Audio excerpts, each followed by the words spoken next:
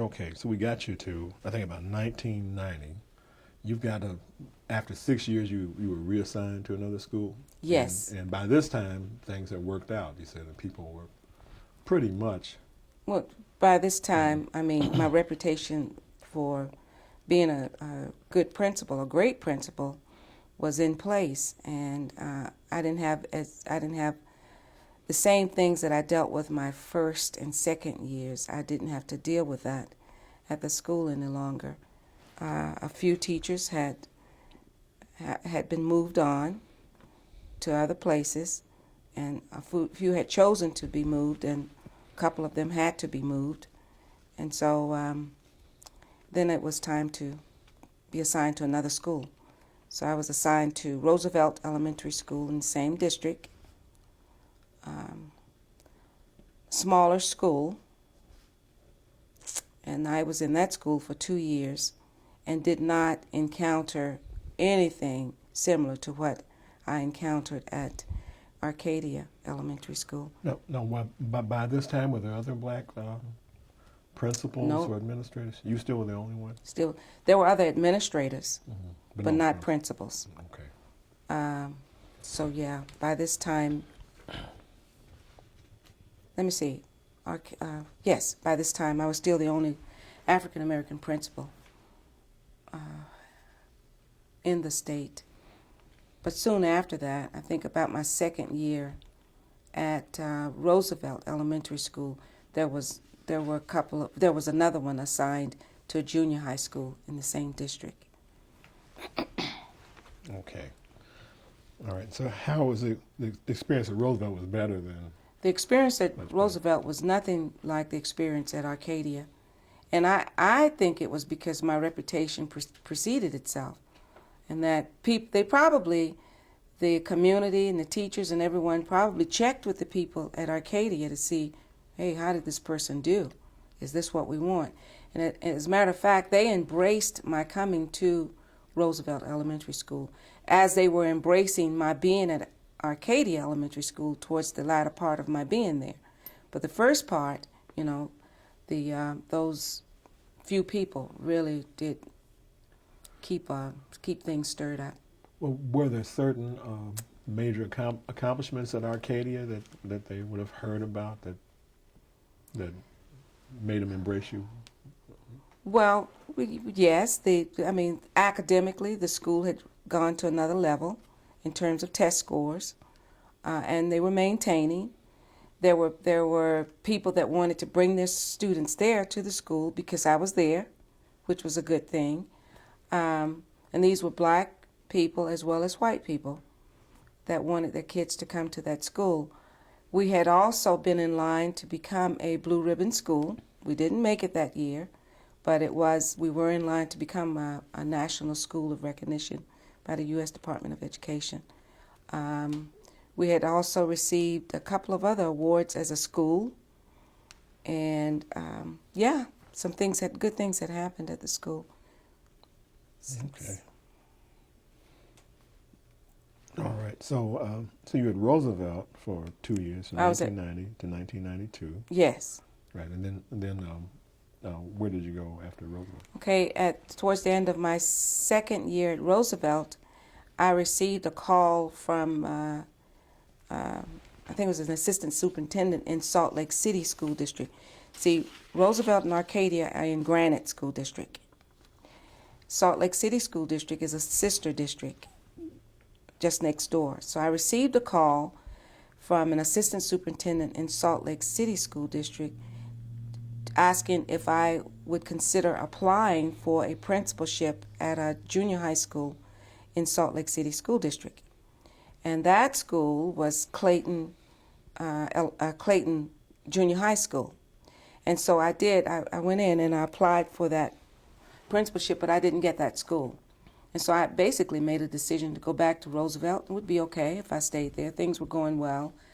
And then maybe a month or so later, I received a call from that same individual saying that a job had opened up at another junior high school. Would I apply?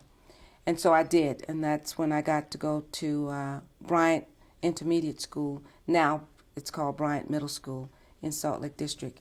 And I went there, and I was there for 4 years. Okay. Now, here are some of the things. I have a list of some things that our staff pulled together that you did at Bryant. You instituted Saturday classes for students who played hooky. Did you? Yeah. At Bryant, each of my schools, what I had to do was I had to go in, and the first thing we had to do was get the school management under control. So we started with a school-wide concept of school-wide management, which meant that as a school, we had to have a school-wide plan, and every teacher had to have a plan. So I did that at every school that I've gone in, and I did it at Bryant as well. And one of the consequences for students, at a certain level, was that they had to have Saturday school. And that was because of the students. We did this in terms of the attendance. When students would come to school tardy X number of times, they had to go to Saturday school. And Saturday school would operate from 8:30 a.m. until 12 noon, the Saturday school. And during that time, they actually went to 3 different sessions, and they worked on character education.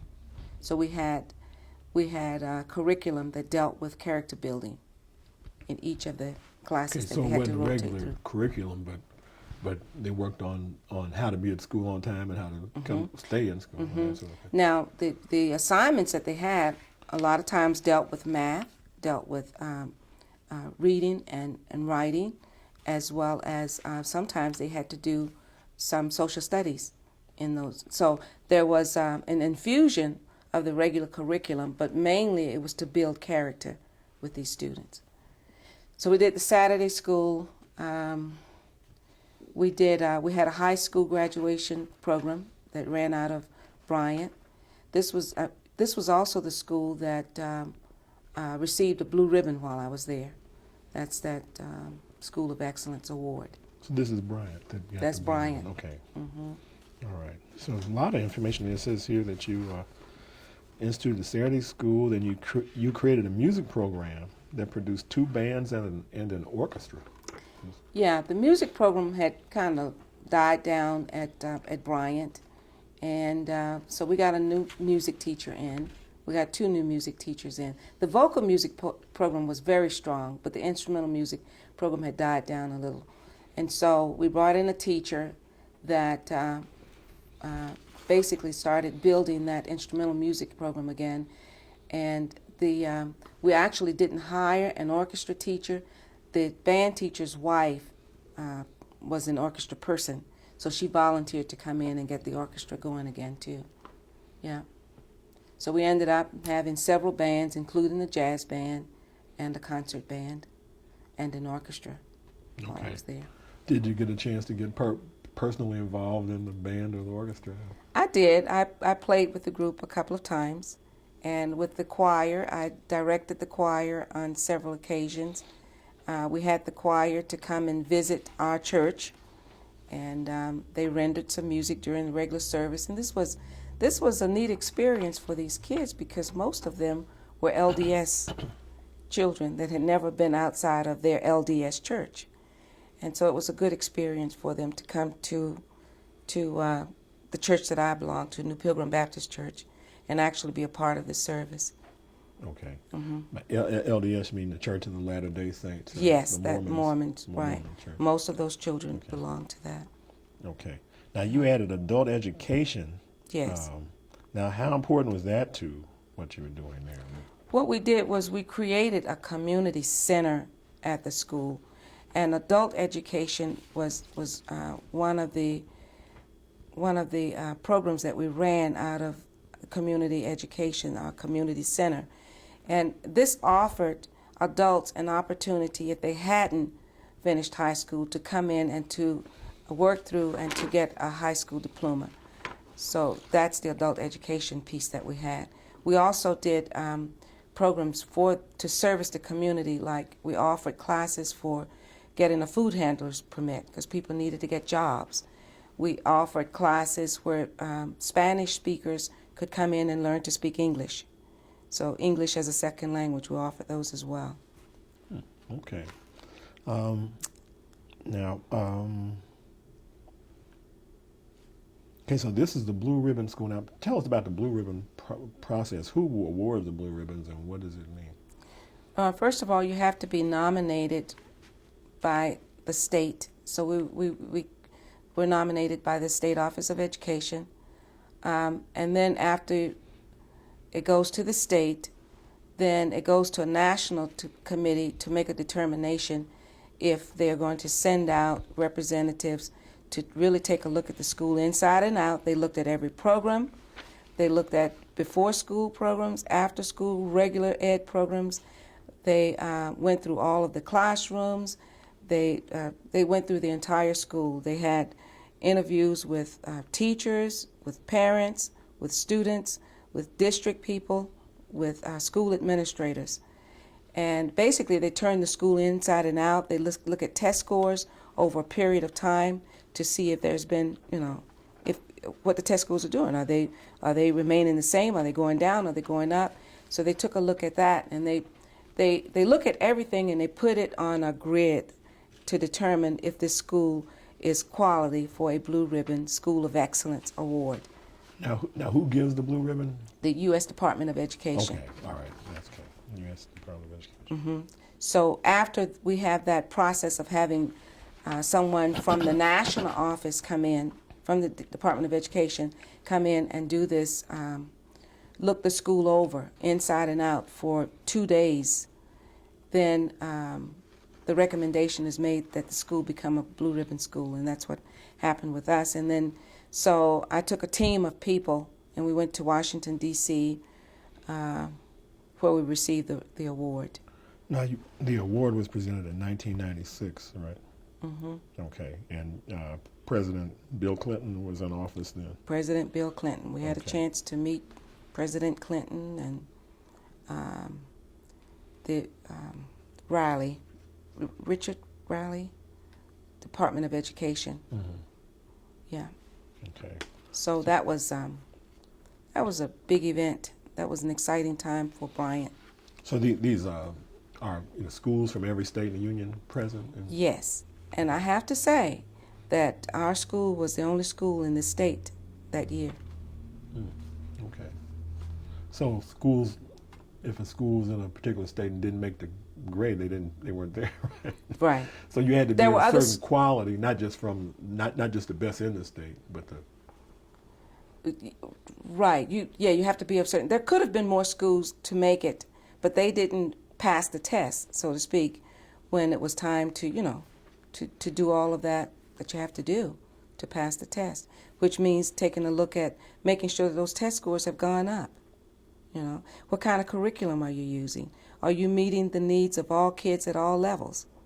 What are you doing? You might not be meeting them, but what are you doing to assure that you will be meeting the needs of all of your students? How's your attendance records? What's happening with those tardies? See, that's why Saturday school came in handy. Those kids learned that they had to be to school on time.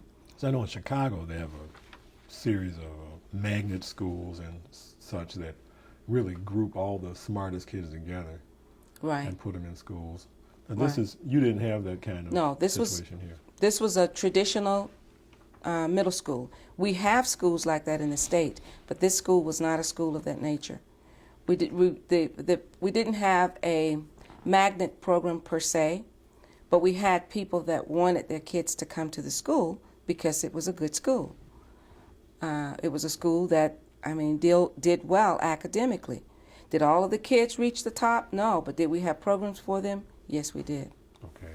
So was there open enrollment? Like a parent said, if I wanted my kid to go to Bryant and he was in another school district, I guess, in that neighborhood, could I send him to Bryant? Right, yes. And that started about my second year there, the open enrollment. Actually, it was a state thing that came about, the open enrollment. So there's a block of time from January through March, the end of February, that they had a time to apply to come to the school. And that's only if you have space, Okay. All right. Well, this is a big deal. a blue ribbon Yes, it nominated is. school, 1996.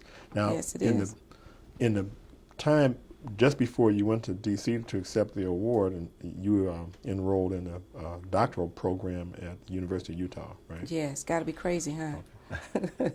Yes, I enrolled in the doctorate program at the University of Utah, applied for it, and was accepted. And so then I became a student, a doctoral student at the University of Utah. And that was, about my third year at Bryant? My third year there. And then, interestingly enough, here I am in the doctorate program, and an opening comes along at West High School. Well, there's a story behind that, too. Well, what's that story?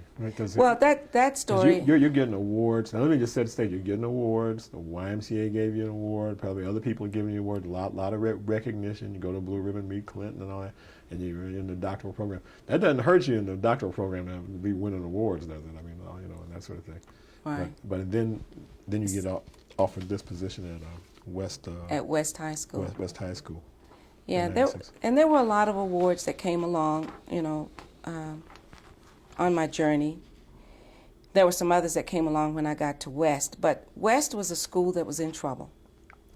West High School had several principals over, I'll say, 4 or 5 years.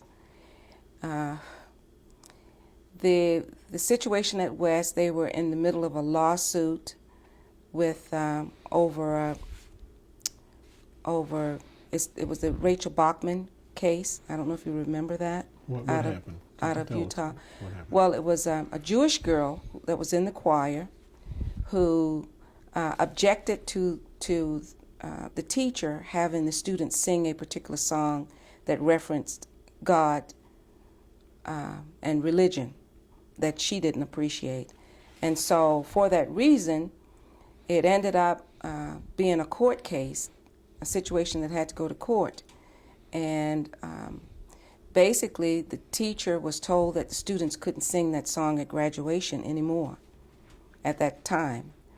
And that year, the year before I got there, I think it was the year before I got there, they did the graduation, and the students sang the song anyway.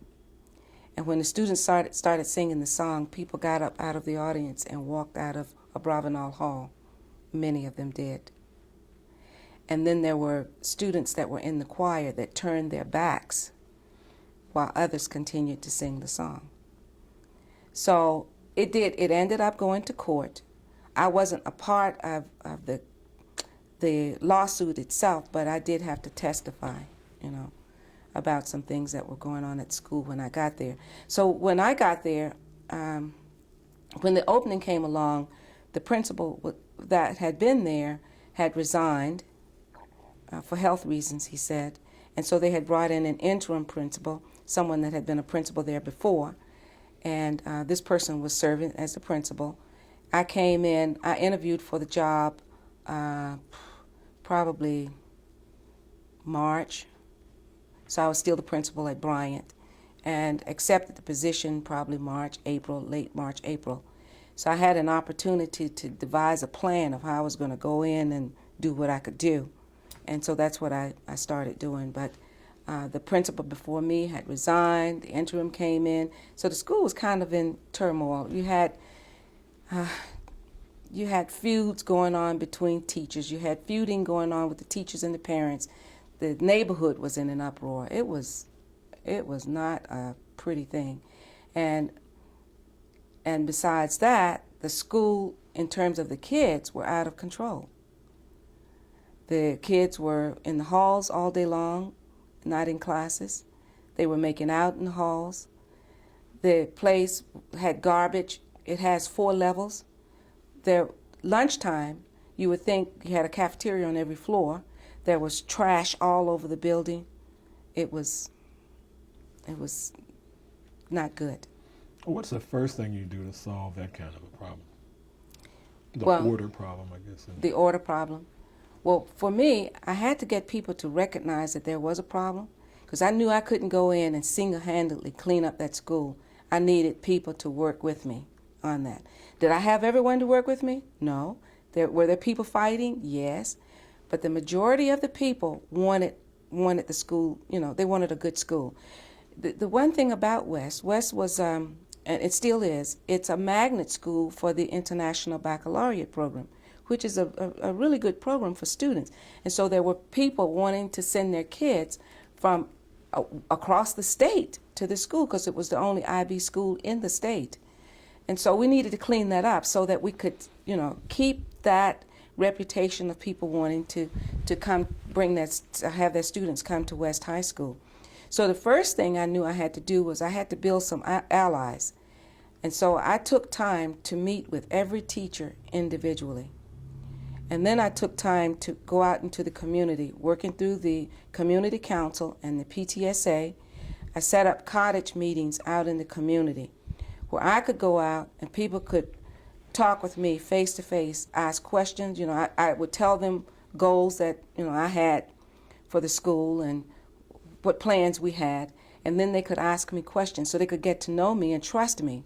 And I think that helped tremendously, having those individual meetings with teachers, having the meetings with the parents out in the community, and then also meeting with groups of students, starting with the student government and then other groups of students. And then I set myself up for lunchtime meetings with kids that wanted to come in and talk with me. I would go to a particular area where they could just come in and just ask questions. And so the first thing we all recognized was we've got to get these kids in classes.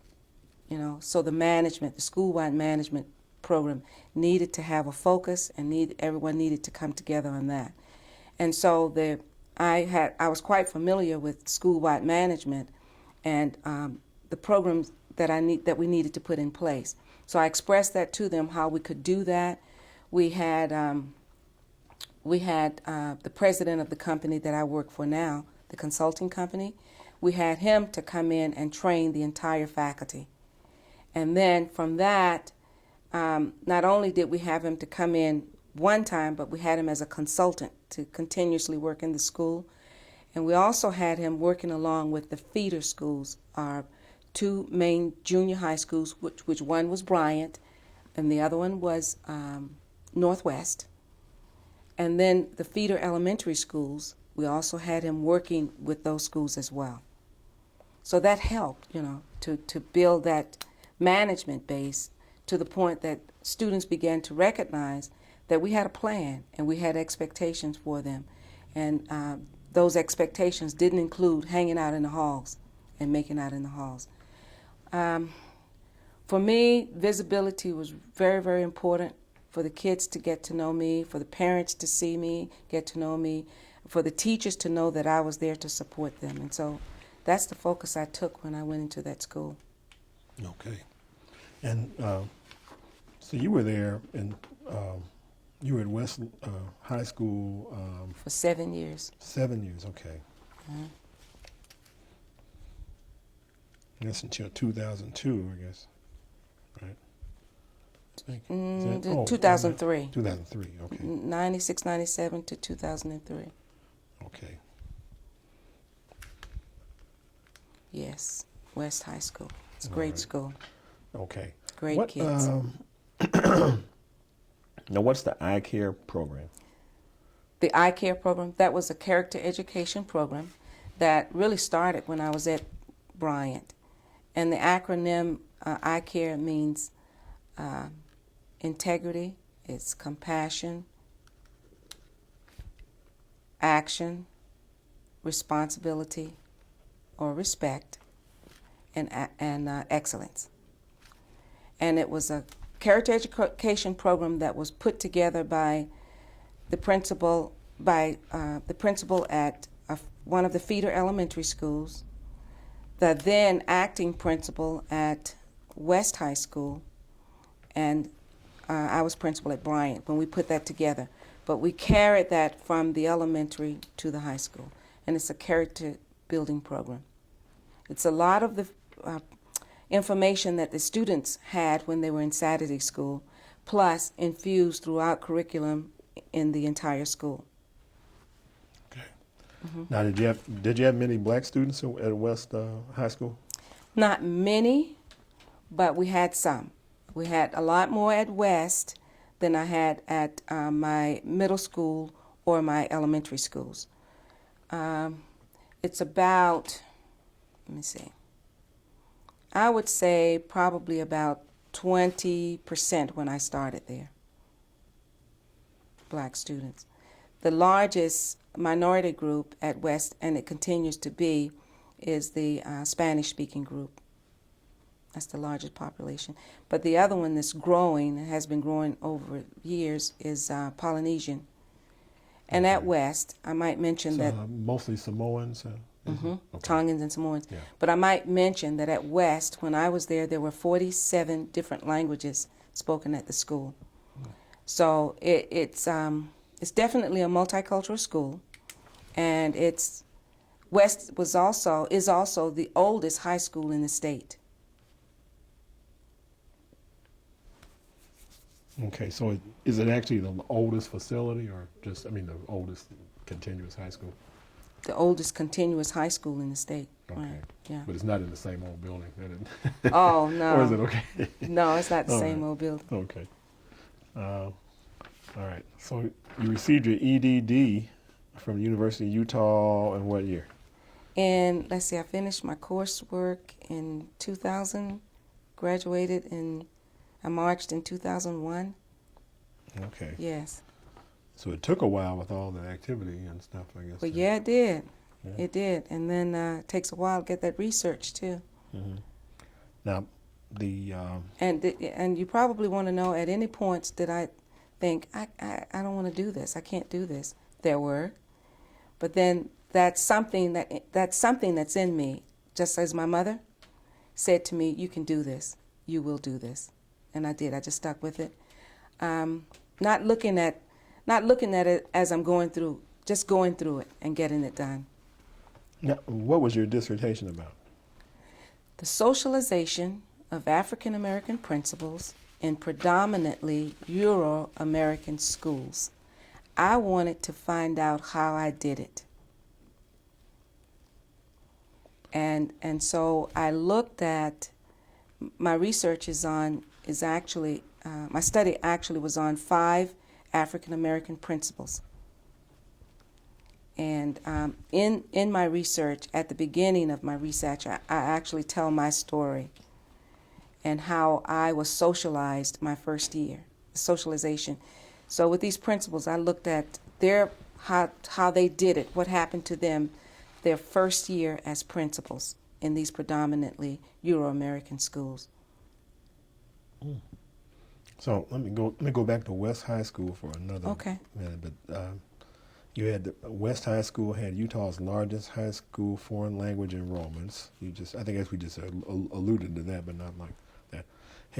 Has a renowned international baccalaureate program. Mm-hmm. Had the highest percentage of national merit finalists. Mm-hmm. And that's important. So, would you say when you were there, and well, it seems that West High was supposed to be the high school in Salt Lake City, the most important high school. Well, the magnet program, the International Baccalaureate program, is the program that drew parents and students to that school. But the other part, many of the higher scholars were the kids that are part of the IB program. But some of the kids came to West because they wanted to be there. They wanted to be at West High School. The school has a lot of history and tradition. And is it time to stop? Well, we'll pause here. Oh. We'll talk about the history and tradition. Okay.